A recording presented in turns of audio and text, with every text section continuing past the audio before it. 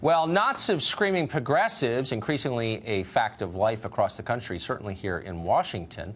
Leaders on the left are causing this. They're egging on their followers. And from restaurants to the steps of Supreme Court, the followers are responding.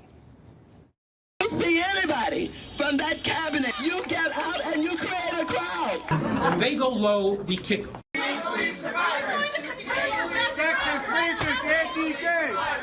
We believe survivors. We believe survivors. Shut it down! Shut it down! Shut it down! Shut it down! Shut it down! Shut it down!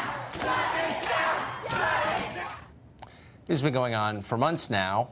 Leaders of the Democratic Party have said virtually nothing about it, so of course it's getting worse. The headquarters of the Manhattan Republican Party was just vandalized on the Upper East Side after a week of getting harassing phone calls.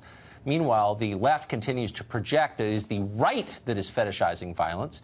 Howard Dean, who once ran for president, despite intellectual disabilities, wrote this, quote, "Trump seems to like people who murder their opposition. Bet he'd like to do the same," said Howard Dean.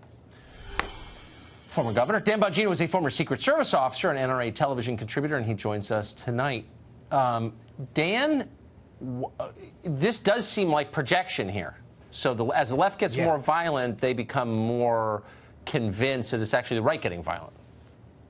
Yeah, no, I don't believe for a second, and I don't want to speak for you, Tucker, but I don't think you do either, that the left actually believes the right is violent. And the reason I say that is they've had to fabricate stories to make the right appear violent. Remember the famous episode up on the Hill during Obamacare where a number of congressmen alleged that that racial slurs were hurled at them and that they were spat on, and yet multiple people said, listen, we'll give you $10,000 if you can produce a scintilla of video evidence that this actually happened, and they didn't. We had the famous Sarah Palin bullseye pictogram, which had been used repeatedly throughout history, and that was an indicator of violence. So they're just making this up. But, Tucker, I see two real problems here. Number one is remember, the left needs state power because they're takers. They're takers of your money, your liberty, your freedom, your health care. They need state power to do that. As they lose it, this is almost like an extinction burst of behavior for them, to use a psychological term. But secondly, the real problem, Tucker, that I know you've been highlighting recently is the media on the left, their normalization of this chaos is deeply disturbing, and it's an effort to cover for the Democrat Party, and that's what's troubling. I totally agree. We just got, late this afternoon, video, kind of an amazing exchange. So on Capitol Hill, as you know, it's now very common for people to show up and start screaming at lawmakers, Republicans. Senator Bill Cassidy of Louisiana walking down the hallway this afternoon, I think this afternoon, and had this exchange. I want to put it up for our viewers to see it. Stand up right now, if you can.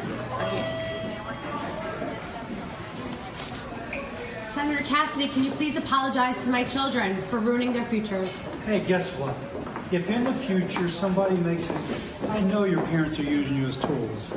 No, but if we're in the not future, using them as in the tools. future, if somebody makes an allegation against you and there's no proof for it, you will be okay. And you should hope that. I don't know Bill Cassidy, but I'm impressed by his calmness and clarity. Is that the answer to screaming mobs, calmness, clarity?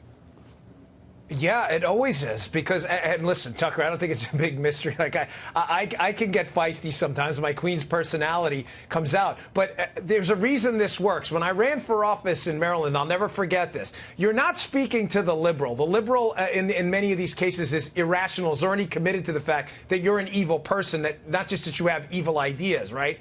What you're speaking to is the third party listening, and in this case, the social media ecosystem, because everything's on tape. People who see that are now going to say, wait, that lady cared so much about her children. Why did she chase Bill Cassidy down the hall then and leave them there? Who brings their children up to Capitol Hill to confront the United States senator? I mean, listen, I'm all for big R rights, to free speech, to protest. But, I mean, that seems kind of outrageous. What do your kids know about Supreme Court policy or the confirmation process? It's absurd. And it's just another way to make Republicans appear evil. To use your children as political props and drag them into a political debate is disgusting. And I'm saying that as a parent. I'm free to make that judgment. I don't think any normal parent would do that. It's bizarre, actually.